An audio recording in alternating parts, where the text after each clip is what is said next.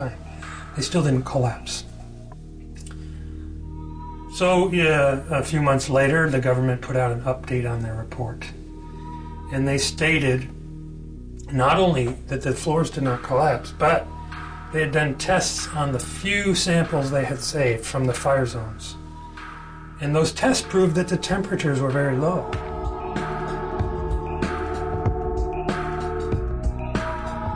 Temperatures were not hot enough to even soften steel. And yet, they're coming out with a summary statement that says that's what actually did happen, that the floors did collapse and the steel did soften.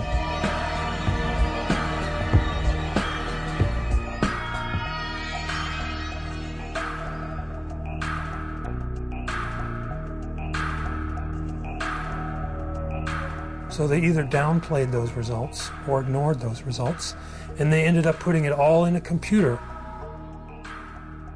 Thanks to computers, NIST managed to straighten this problem out, and the old pancake theory was replaced by the inward bowing theory.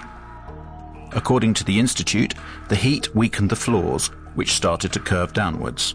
The external walls of the towers also curved inwards until they could no longer bear the weight of the structures above, causing the towers to collapse. Their final theory is almost entirely computer-based. And the computer itself is not really accessible. They haven't given it to us to examine. After having investigated it more over the last year and a half, I found that yes, they did contradict their test results, but additionally they also did manipulate the test parameters. They doubled one thing, they cut something else in half. For example, their story says that aircraft combustibles were at 13 tons in the aircraft cabin. The FAA says it's more like an average of 6.5 tons. That's double. So they double it. They double the time that their computer model exposes columns to fire, 90 minutes instead of what we know is 45 or 50 minutes in both of the buildings, actually. So they double it. They cut something else in half. So they double it. One of the things that particularly struck me was the incredible speed with which the towers came down. There was something truly inexplicable about the speed of the collapse. If we dropped a weight from a height of around 400 meters, which was the height of the towers, the time it would take to reach the ground, supposing that there was not even any air resistance to slow down the speed of the fall, would take approximately 9 seconds. Took about 8 or 10 seconds for the whole tower just to go straight down. The impact was at about 2/3 of the way up the tower. Even if the section above collapsed suddenly due to the structure giving way, and even considering that the impact of the section above was enormous and therefore in some way weakened the resistance of the structures below, it is clear that, due to the resistance of the undamaged part below, this tower should not have fallen at such a speed. But it fell as if there was nothing below it, whereas there was an enormous structure below, a resistant structure that should have slowed down the speed of the collapse considerably.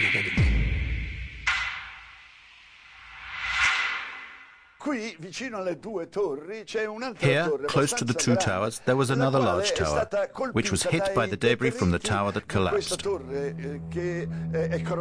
This building, this huge, it was a 47-story building, was never hit by a jet. And yet it came down that same day, but 7 hours after the last tower fell, 7 hours later.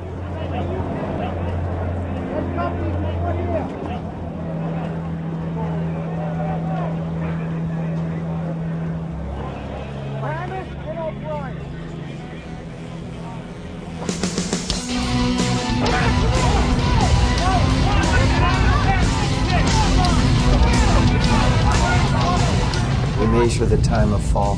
The fall is almost free fall speed.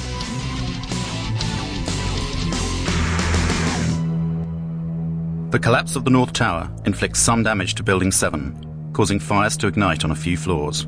Even the official version admits that fire has a low probability of causing the collapse.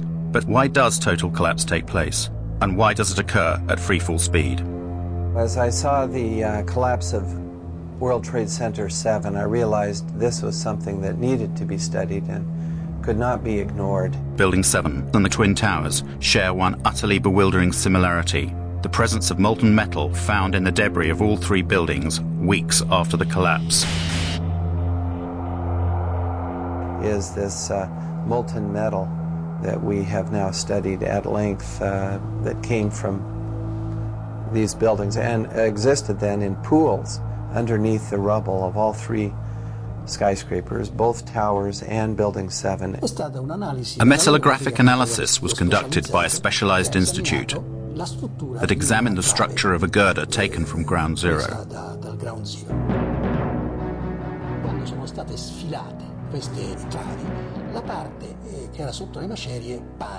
When these girders were extracted from under the rubble, it seems as if parts of them had melted. This is totally inexplicable because the temperatures reached by the fires could only have been 800 degrees at the most. To melt a steel girder, you have to reach temperatures of around 1600 degrees. How could this be?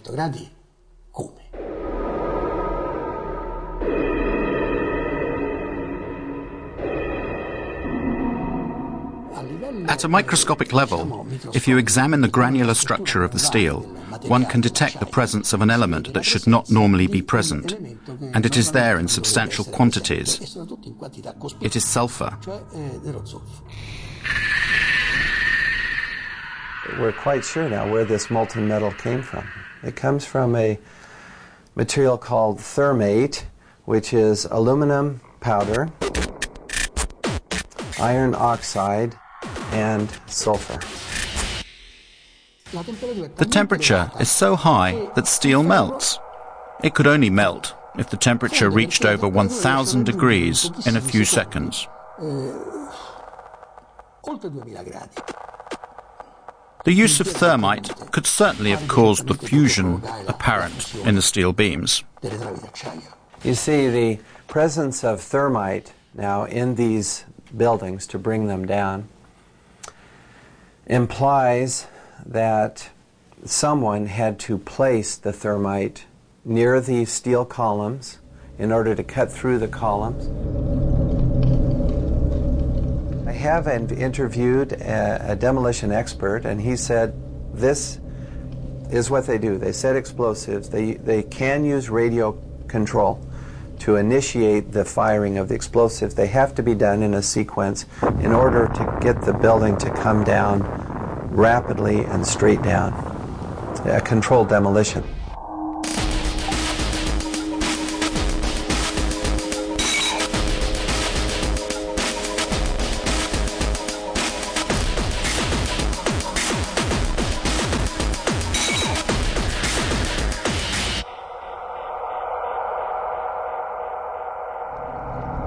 Scientists, we look at different hypotheses, different explanations, but then we have to look at all the data to see which explanation fits the best. You have to incorporate all the picture. Yes, you may take an isolated fact like the plume and say, well, perhaps that was a high air pressure that somehow blew a window out, but that will not account for the molten metal or the sulfidation or the molten pools. When the South Tower collapsed and blew into my apartment directly across from the World Trade Center, I saved the dust. I gave it to Stephen Jones. The dust that was provided by Mrs. McKinley is very interesting because it's like a snapshot of the residue being produced by the tower during its collapse. It's perfect. Now we look in the dust and we see metal droplets. And when I saw that, I thought, whoa. This is what I expect from thermite because I've done a number of thermite experiments and you get small metal drops being thrown out in all directions. And this is what we see in the dust now, these little metal drops. We also see barium. This is very interesting because barium nitrate and sulfur are part of the military patent on what is known as thermate. This is thermite with sulfur and barium nitrate added to make this material cut more rapidly through steel. Now, barium is a very toxic metal, so one would not ordinarily expect this to be present in the large concentrations that we see. So the fact that we see it in these and in the dust is a very strong indication to me that the military form of thermite that has been used. It turned out that literally dozens of firefighters and emergency medical workers had given testimony that they had heard 1, 2, 3, 7, 8, some said 10 explosions going off in the building. Some of the people in the buildings reported that they were banged around and knocked downstairs by explosions. Other people testified to seeing flashes. And many of them said, it looked just like on TV when we see them bring down buildings with explosions. We saw the flashes, we saw the demolition rings, we heard the sounds. I worked there for 20 years and I was a janitor, the person that cleaned all the floors. The building has 6 up-levels of basement. The support companies for the cleaning of the World Trade Center were located on Big 1. While I was there at 8:46, all of a sudden we hear boom! An explosion so hard that pushed us up. When I went to verbalize it, like 6 seconds after, we hear that boom, that impact all the way on the top.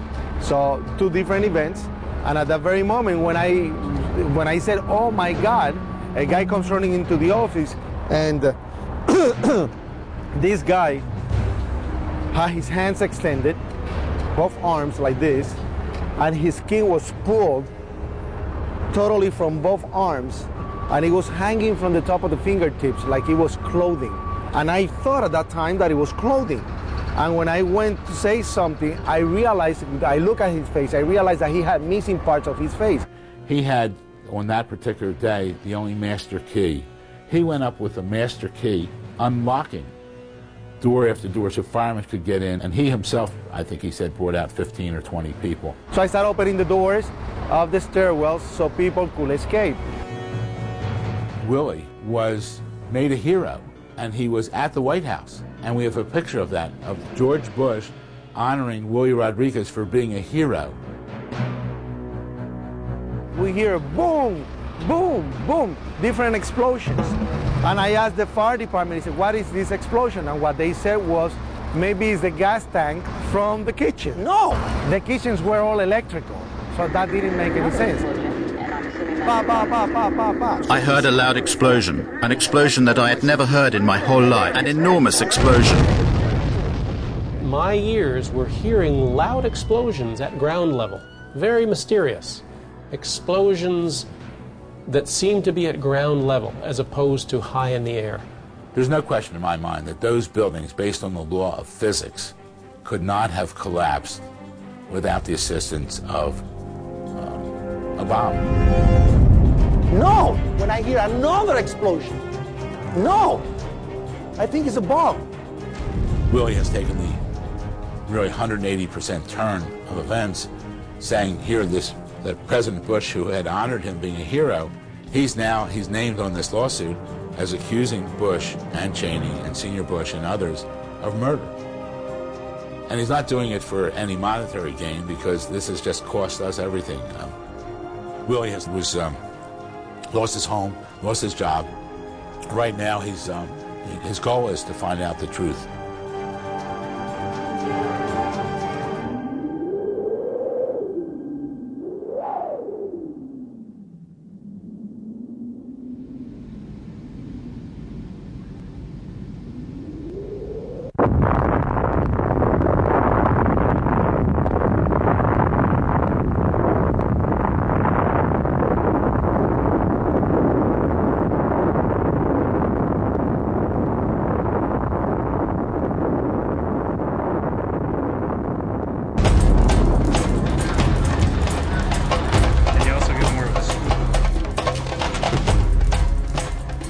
According to the official story of the 11th of September, at 9:37 a.m., American Airlines Flight 77 crashed into the Pentagon.